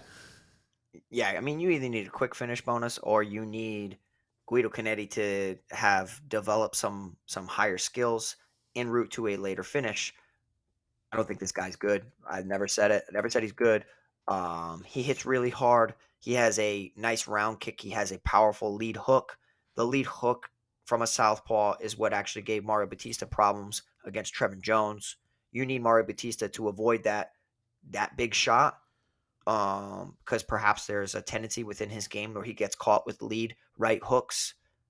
I don't necessarily think so. I think it was more like a lucky shot, kind of like a shovel hook from Trevin Jones that caught him off guard. I think that Mario Bautista wins here inside the distance. The betting line is getting completely out of control, and I would suggest going after Bautista to win inside the distance. That's wow. It's really ballooned. It was 2-1 last time I checked, and now it's approaching. It is 3-1 right now, minus 300. Minus 300 for Bautista to win inside the distance. He's winning inside the distance. How's he going to do it? Is he going to win via the submission? Well, Guido Canetti's submission skills are horrendous. Minus 115 to do so. Bautista to win via TKO KO. Let's root for that. He's plus 175 there. Hopefully it turns into Bautista just feels angry that day, wants to pound him out. I think that Bautista gets this victory any way he chooses to. Outside of a fluky shot landing, there's no way Guido Canetti's better than him. There's no way Guido Canetti lasts 15 minutes. I know Canetti's been doing a ton of cardiovascular work, trying to increase his cardio, doing like crazy different things where he's going 10 seconds really hard, resting. I can't think of the word right. Interval training. So he does a ton of stuff like that. I just think from a skill standpoint, he's behind everywhere here. More so on the mat than anywhere else. Bautista gets this done. It's just, is he at a restrictive price tag where he never had a chance of making it optimal? Bo Nickel got a pretty easy win last week. Didn't, go into the optimal lineup. But if Guido is able to get back to his feet, and let's say he gets ragdolled and makes this decently competitive, there was a time where he defended 14 takedown attempts against Hugo Viana. He's terrible still. But I'm going to be getting to Mario Bautista just because I think it's an easy win. It's just a restricted price tag. And I do think that you can make a case for getting away from most of these high-priced 9,000 options. Going with a middle-of-the-road type of salary approach. But yeah, Bautista is going to get into my lineups. It's just how much of my lineups? Half of them? I'd probably say no. I'd probably say I'd be more inclined to get away from it than get to it if it becomes that high of an ownership. I was hoping the ownership would be a little lower, so maybe get a little bit of leverage on the field. But when I saw the projection ownership, I was like, "Oh man, I'll be under the field." But I will when I start making cash lineups, I'll be constructing lineups around Mario Bautista. Yeah. Oh, yeah. For cash, 100%. Cash, yeah. Like I would imagine cash for you would probably be Merab, Bautista to start, right? Like that would make sense. That to me, 1,000 flat. Yeah, that to me was kind of a potential starting point. I mean, it's going to be hard for me to avoid Merab and cash just because of what that floor likely is. And then if he goes out there and gets a win, man, even greater. But I think when you're talking about any type of cash game contest this week, Merab is just going to be, the ownership's going to be through the roof. Agree. You know, I mean, like if you're playing a 50-50, if you tell me his ownership is 80%, I'd believe it. Yeah, I would believe it too. It just makes sense. Let's move over to our next matchup. We got Victor Henry taking on Tony Gravely. Victor Henry, a minus 145 betting favorite, plus 120 for Gravely, 8,400 for Henry, 7,800 for Gravely, and then 17 and 14 respectively over there on FanDuel. I already see you shaking your head, Pete. So let me hear your thoughts. Yeah, man, I don't know what to do here. Like, I don't know what to do here. Like, I've picked Tony Gravely sometimes. I've picked against him sometimes. Victor Henry, I thought, was a shoo-in to win against Raphael Assuncao. He beats Raoni Barcelos in one of the most overachieving moments in the UFC. We see this a lot. Like, what is he really? You had him at his highest against Raoni Barcelos, and we might have just seen him at his lowest against Raphael Assuncao. So, do we expect a mediocre rebound? What do we expect? Is he that same person that fought Raphael Assuncao? Because if he is, I think that Tony Gravely, being a lot younger than a Raphael Assuncao, can do the same damn thing. Can take you down, can control you.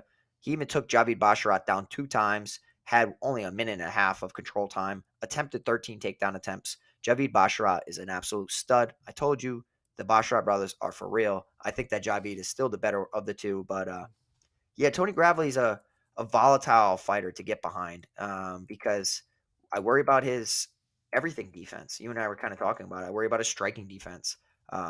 Nate Maness, the worst fighter ever, knocked him out. Brett Johns put him in a submission. Offensively, he's fine. He can get in top position, rain down punches and all that, but he slams out of a lot of submission attempts. So if you're pretty savvy with submission skills, you're going to catch him in something. And I think that Victor Henry, coming from Catch Wrestling, has some sneaky, unorthodox submission attempts mixed with some clean striking. Should be a good fight. Don't hate getting to Tony Gravely as an underdog at all. I'm going to be going with Victor Henry, though. I just less of worry about getting finished. So many worries about Tony Gravely getting finished. Henry could just completely get outworked over the course of 15 minutes as it happened throughout his regional career at times. But I'm going to trust that he rebounds a little bit better than his Raphael Assuncao performance here at 8,400. I expect this. I actually think that we're going to have some decisions this week, man. And I think that Victor Henry going the distance is probably likely. You know, I don't hate it. Minus 145 is about right. Henry to win via decision sits at plus 175. This is probably what I'd sprinkle. Yeah, I mean, this is one of those, and you mentioned about it. The thing that scares me about Gravely is a striking defense, but he can rack up a ton of points with grappling. I got to imagine that's what he's going to do. But of course, you know, Victor Henry, disciple there of Josh Barnett. So I kind of do like his ability to keep this fight on the feet. And, you know, we saw, 2 fights ago where he racked up, 181 strikes or whatever it was in terms of that one. This is, I think, another fight in terms of GPPs. You got to really kind of circle on both sides of the equation of what they could get to. Little note, Sean Shelby had to show off his reflexes a little bit as looked like Merab was jawing a little bit, and as Petr Yan did the stare down, gave him a nice little push, almost like to the neck. Gave Petr Yan a push? No. Yan pushed Merab. There's heat between these two guys. There's an incident from Abu Dhabi that played into this. Yeah, these two guys. I think it's very safe to say they're not having dinner anytime with each other anytime soon. I mean, at the end of the day, we're fighters, right? But, have you seen Petr Yan? There's, a compilation of, he's just a bully to everybody. He's they call him the Russian bully. He just picks fights with everybody. He's like, dude, what are you so angry about? Yeah, I mean, he's trying to trip Henry Cejudo, Aljamain Sterling, Merab Dvalishvili, Cody Garbrandt years ago. What is this? I don't know, man. He's a hothead. And, yeah, I mean, I'm looking forward to it. It makes sense that there is some animosity here because of the current situation going on. Correct, for both of their homelands and all that stuff. All that aside, it's going to be a very competitive matchup. There's a ton at stake for both competitors. So, yeah, I can't wait to watch the fight. It should turn out to be a good one. I always remember the Burt Watson line. Hey, fellas, you don't get paid on weigh-in day. You get paid on fight day. So just remember. Yeah, absolutely. Yeah, Next I mean, up, yeah, go ahead. you see these Russian weigh-ins where they just like smoke each other at the weigh-ins, and it's like the fight never even happened. Then they're like, okay, we're good, we're good. They sit down, then the guy storms out of the chair and flying front kicks him in the face, and it's like, bro, Russia's crazy. Yeah, I know. Let's move over next up. We got a female matchup. We got JJ Aldrich taking on Ariane Lipski. Aldrich is a minus 350 betting favorite. Lipski plus 260. Aldrich 9,400 DK, $20 on FanDuel. Lipski 6,800 on DK, $10 on FanDuel. Pete. Yeah, you know what's crazy is like I love JJ Aldrich. I think that she's a staple within the division. She's tough. If you go out there and you beat her, you earned it, right? Like she's 7-4 in the UFC. Ariane Lipski 3-5, but Lipski's been finished at a pretty high clip within the UFC. Priscilla Cachoeira knocked her out bad. Martina De La Rosa was not really a finisher at all. If anything's going to find a submission finish, TKO'd her in the second round. Antonina Shevchenko, one of the ugliest losses on Ariane Lipski's entire resume, TKO'd her in the second round. So now you have what? Decision win over Mandy Baum, Isabella Tebatua, and then it's like a submission finish over Luana Carolina, that knee bar from hell. It's like, this is an ugly record. You go through and you look at JJ Aldrich's record and you go back and you watch the fight film, like Blanchfield had to really step it up. She was struggling against Aldrich, who's a southpaw and has good range management, distance management, can crack you, hits you good straight punches, takedown defense is solid, has wins over Jillian Robertson, Vanessa Demopoulos, Courtney Casey.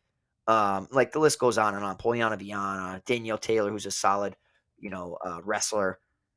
It's just the lack of finishing potential, right? Like if you go and you look at her entire career in the UFC, 0 knockdowns, 0 submission attempts. It's like, what the hell is even going on in these matchups? I think that there is some upside here, sneaky upside from a takedown aspect. Against Courtney Casey, she attempted 7 takedowns and landed 4 of them. Against Erin Blanchfield, she even attempted 6 takedowns. I don't even recall her attempting 6 takedowns. That doesn't make much sense to me at all. But against Courtney Casey, split decision, scored 80 points. The issue here is 9,400, never achieved 100 points at all within her entire UFC career. Looks to me like it's a softball matchup against Ariane Lipski. Dive in a little bit on the social media and you find out that Ariane Lipski is training with Amanda Nunes, a part of their private camp. And it's like, interesting, right? Like, Amanda Nunes is going to bring something to the table. It's just a matter of if it's a little too late. You know what I mean? Like, she's going to help her out, try to prepare her, get her better, whether she's struggling in jiu-jitsu, the wrestling, striking defense, something. Amanda Nunes being in your corner and helping you out in preparation for a fight against anybody means something. I don't want to weigh too heavily in that. All I'll say is that in women's MMA, you can actually just take underdogs sometimes in hopes that they can survive and make a high volume fight in the 6K range. Where like Ariane Lipski, let's say she's so tough and this turns into a 15-minute decision and she throws 271 significant strikes like she did against Molly McCann. She only scored 27 points because she landed only 68. Good Lord. But let's just say that there's a world where she could do enough in a loss. Okay? I'm picking JJ Aldrich to get this done. I think that it's pretty clear she's the better fighter of the two. She might actually walk herself into getting one of the, her first finish inside the UFC. But I had to throw in that social media nugget that Ariane Lipski is training with Amanda Nunes in the private camp. So if you like Aldrich inside the distance, I don't hate it. It sits at plus 200, plus 210. If history repeats itself, Aldrich is going to win via decision and sits at minus 110. Next up, we have got a matchup between 125ers, Bruno Silva and Tyson Nam. Bruno Silva minus 225 betting favorite, plus 175 for Tyson Nam. It's 8,900 for Silva on DK, 7,300 for Nam. Over on FanDuel, Silva $18 and Nam $12.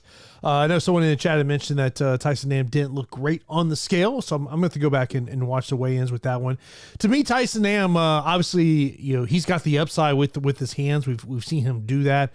We saw that in his recent fight against O'Day Osborne. So he is a guy that I will circle as a underdog for GPPs, but I think that more times than not, Bruno Silva probably will get the job done here, Pete.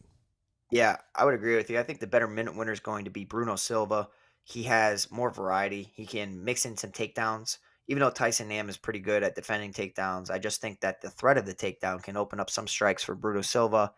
If it's a close round, Silva can really look to initiate the grappling. It looks like a guy who's completely developed.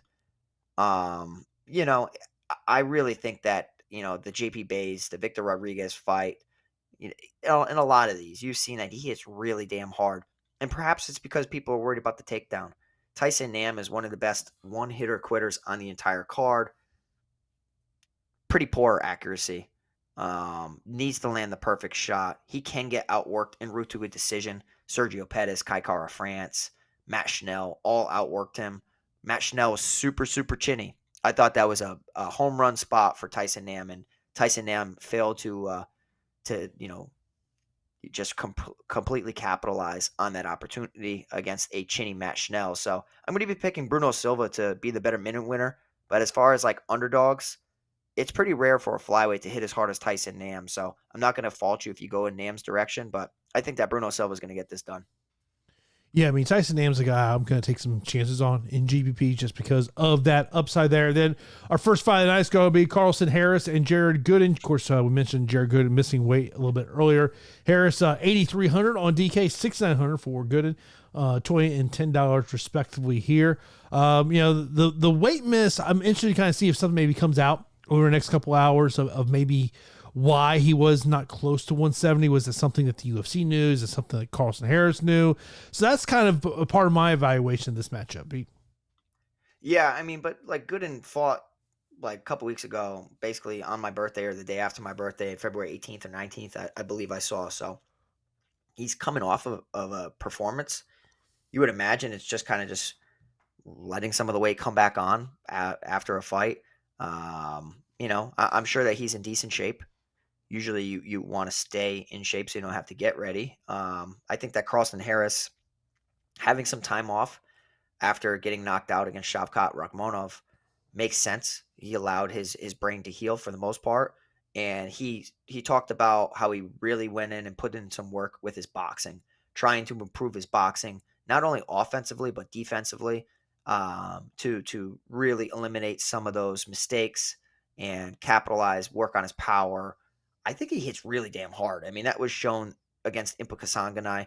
If you shoot recklessly or you do not like what's coming your way and attempt to take him down, he has some of the best head and arm chokes. He'll go after anaconda chokes, Darce chokes, guillotines, but he really sets up a beautiful anaconda choke, and I love it so much.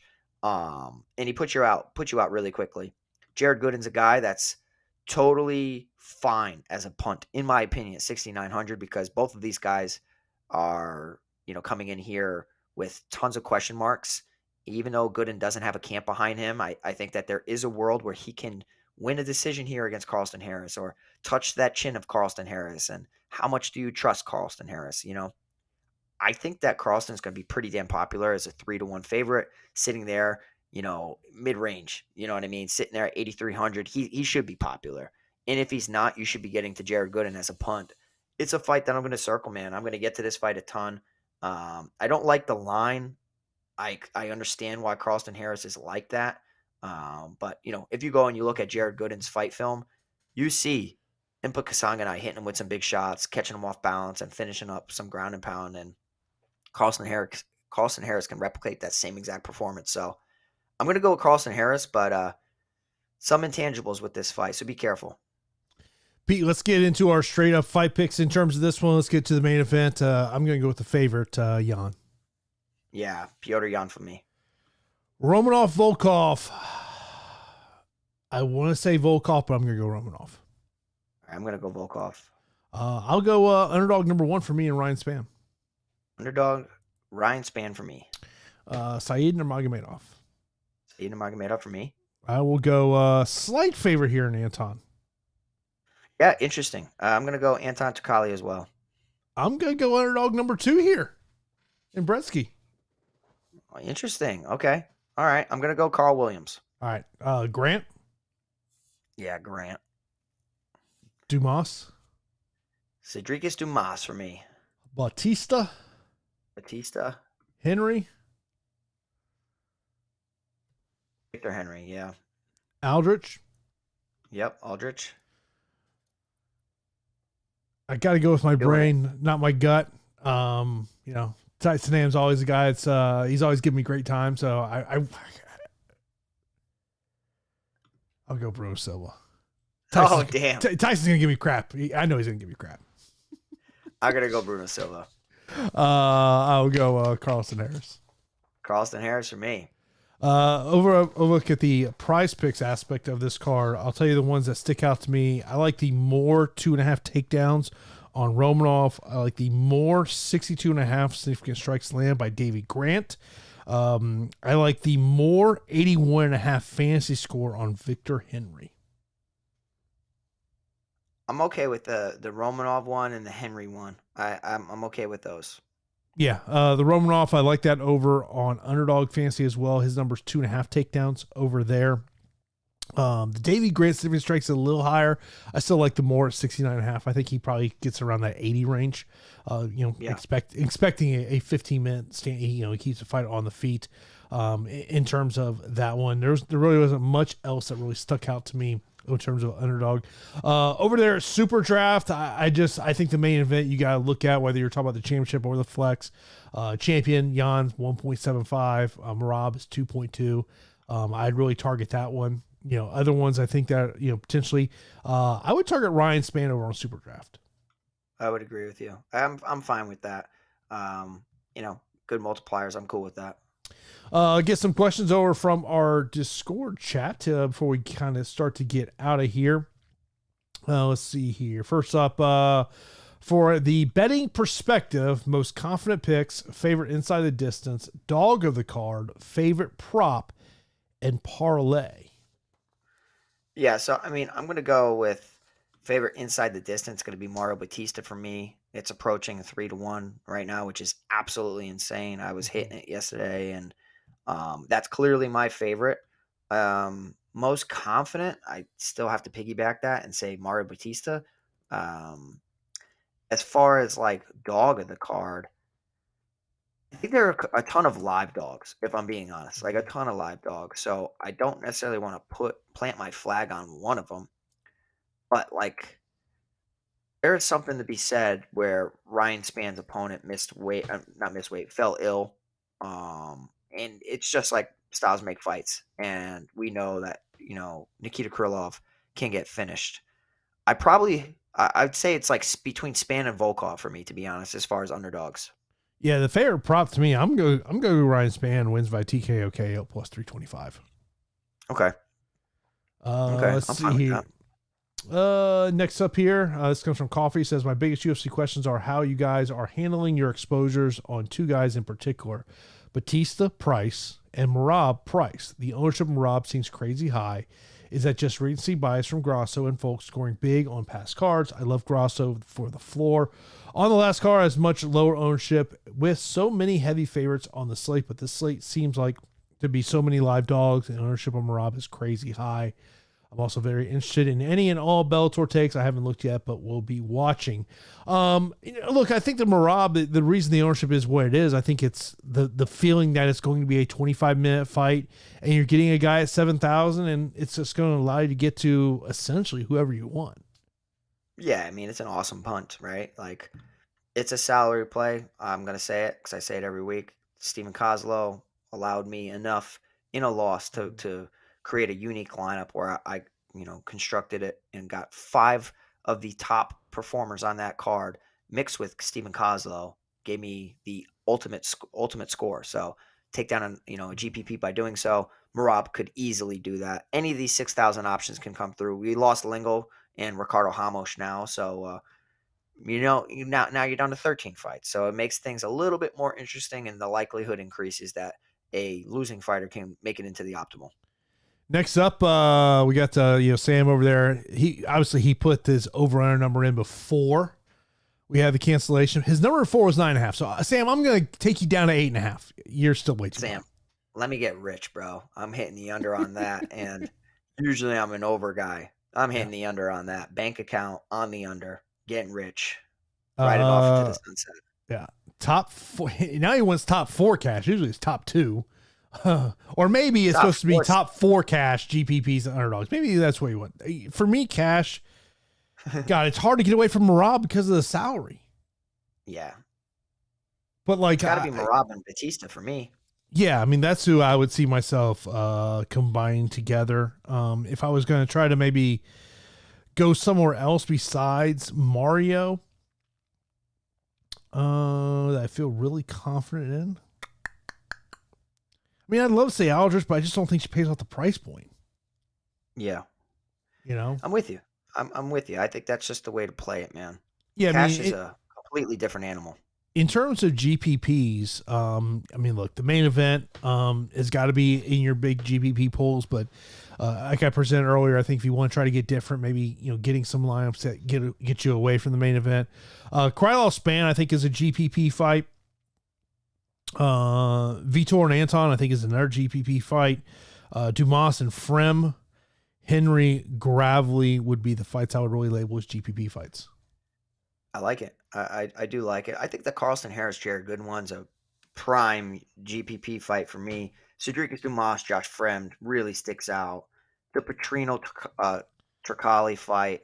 And then it's kind of like the Krylov Spann main event type of stuff. So mixing and matching, pretty obvious spots this week. And, for DFS, it's just a matter of making sure that you're going after the right matchups. In terms of underdogs, to me, Spann is the underdog that really sticks out to me. Yeah, I mean, it's Turkalj, Volkov, Spann, kind of all in the same category for me. And we have somebody asking about that parlay or a parlay for me. I said that there's something safe out there, and it's by targeting and including under 2.5s, especially when you think under 1.5s are going to hit. Sometimes you're off by 20 seconds, so don't get greedy, man. If you do the under 2.5 in the Bautista Canetti fight, that's at minus 400. You combine that with the under 2.5 with Sedriques Dumas and Josh Fremd. You combine those two, Jason, you're at minus 130. That's really not bad. That's really not bad at all. And then when you do under 2.5 in the Vitor Petrino Anton Turkalj fight, you got those 3. That gives you plus 186. To me, that's like safe. Mm-hmm. I probably leave out the Turkalj in case he takes it the distance. And then I'm getting a nice little 2-piece parlay for minus 132. Throw big money on that, and you sit back and you enjoy it and don't have to stress. Top leverage plays. I'm looking at the 8,200, 8,000 fight. I think the ownership should be a little higher. I think that's your leverage play for the day. I don't get it. I do not get it. Favorite MVP and champions. Look, I think it's like I mentioned a second ago. I think on the super draft side, it's really hard to get away from either guy in the main event. But if you're looking to get away from there, man, Romanov could kill this slate. I mean, he could with takedowns. I mean, I think that's someone to pay attention to. Other than that, over on FanDuel, give me a $22 Mario Bautista at MVP. Mm-hmm. Oh yeah, man. I mean, like sometimes I just play the no-brainers. Like, you don't want to be the 40% getting to the easiest decision on the card that this guy's going to win.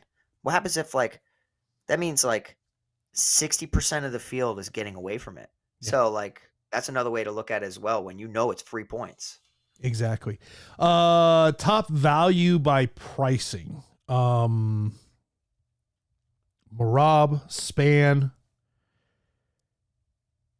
Fremd. It's got to be Carlston Harris for me. He's a 3-1 favorite sitting there at 8,300. Yeah, that's definitely another great one play. Top punt plays. I hate to sound like a broken record, but all the guys I just mentioned. To get some other questions before we get out of here.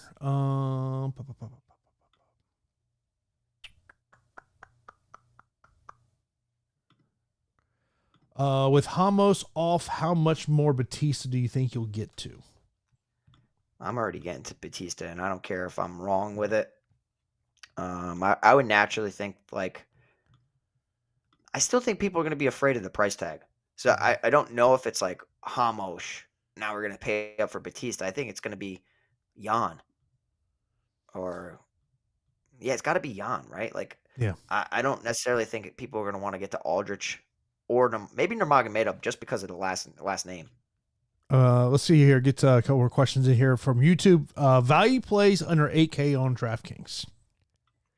Yeah, I mean, I don't think Gravely's bad. I'm just not sold that he survives. For me, I'm telling you, it's still the same. It's Volkov, Spann, and then it's like dart plays. Who can win a decision? Dvalishvili, Martinez, Gooden.